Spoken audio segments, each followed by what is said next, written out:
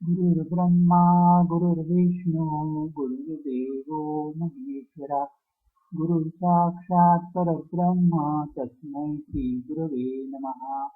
ब्रह्मानंदं परमसुखदं केवलं ज्ञानमूर्ति द्वन्द्वातीतं गगनसदृशं तत्त्वमस्यादिलक्ष्यम् एकं नित्यं विमलवचनं सर्वधी साक्षिभूतं भावातीतं त्रिगुणरहितं सद्गुरुं तन्नमामि.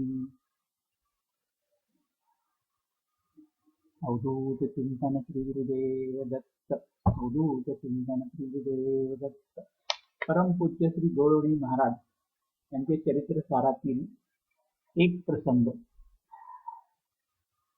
श्री गुरुचरण योगीराज वामनरावजी गुळवडी महाराज वयाच्या 23व्या वर्षी इसवी सन 1910च्या उन्हाळ्यात गाणगापूरला गुरुचरित्राच्या 7 सप्ताहाचे अनुष्ठान करीत होते. 6वा सप्ताह पूर्ण झाला असता तेथे एक रमल जाणणारा आला. त्याला श्री वामनरावांनी सद्गुरू श्री स्वामी महाराजांचे दर्शन केव्हा होईल असा प्रश्न विचारला. त्याने सांगितले की येत्या 6 महिन्यात दर्शन झाले नाही तर कधीच होणार नाही.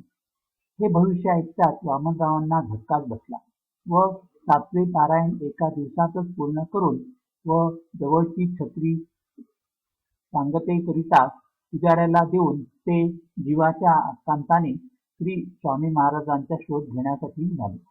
जवळजवळ निष्कांचन अवस्थेत उपाशी तापाशी पायीच कडक उन्हाळ्यात 2 महिने स्वामी महाराजांचा शोध घेत फिरल्यावर आषाढ वद्य त्रयोदशीला हावनूरला त्यांचे दर्शन झाल्यावर वामनरावांना किती आनंद झाला असेल हे त्यांनाच ठाऊक. श्री स्वामी महाराज त्यावेळी तेथे एकटेच होते व वामनरावांना आपण इथे असल्याचे कोणालाही पत्राने कळवायचे नाही असे त्यांनी ताकीद त्यांना दिली होती.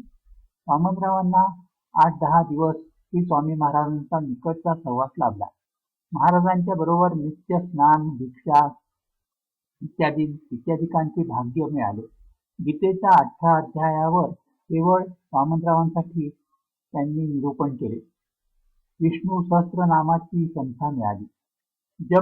जपाजप व प्राणायाम यांचे मार्गदर्शन मिळाले. कुंडलिनी योगाचाही विषय त्यावेळी निघाला होता. म्हणे असा हा देवदुर्लभ सहवास कधी संपूच नये असे वाटत असताच वडिलांच्या वर्षश्राद्धासाठी जाण्याची महाराजांची आज्ञा झाली. थोरल्या महाराजांबरोबर तुंगभद्रा स्नान माधुकरी व भिक्षा झाली. भोजन समयी महाराजांनी आपल्या पानातील एक घास हे प्रसाद म्हणून वामनरावांच्या पानात टाकला आणि सद्गुरू चरणांना सोडून जाण्याची वेळ जवळ आली. वामनरावांच्या मनात कालवा सुरू झाली. सामानाची बांधाबांध करून वामनराव निघाले. श्री स्वामी महाराज एका कट्ट्यावर सिद्धासनात बसले होते. वामनरावांनी त्यांना साष्टांग नमस्कार केला व सद्गदित कंठाने विचारले, महाराज आता पुन्हा कधी दर्शन होणार? महाराजांनी मानेनेच आपल्या देहाकडे निर्देश केला व म्हणाले, हे असेच लक्षात ठेव. त्याबरोबरच वामनरावांना असे दिसले की श्री स्वामी महाराजांचे कमरेपासून वरचे शरीर पारदर्शक झाले आहे आणि त्यात हृदयाचे स्थानी पाय ठेवून उभे असलेले व्याघ्र चर्मधारी षड्भुज दत्तप्रभू अतीव वात्सल्याने आपल्याकडे पाहून स्मित करीत आहेत. देहभान हरवणारे ते दृश्य पाहता पाहता लुप्त झाले आणि पुनश्च तेथे स्वामी महाराज दिसू लागले.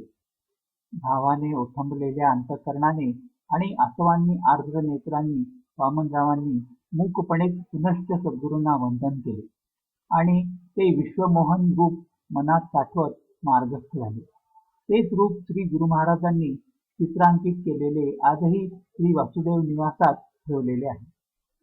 तोच श्री वासुदेव स्वरूपी भगवान दत्तात्रय आमच्या हृदयात नित्य राहो हीच प्रार्थना करून येथे वाणीला विराम देतो. श्री गुरुदेव दत्त. हरिओम दत्त. हरिओम दत्त. हरिओम दत्त.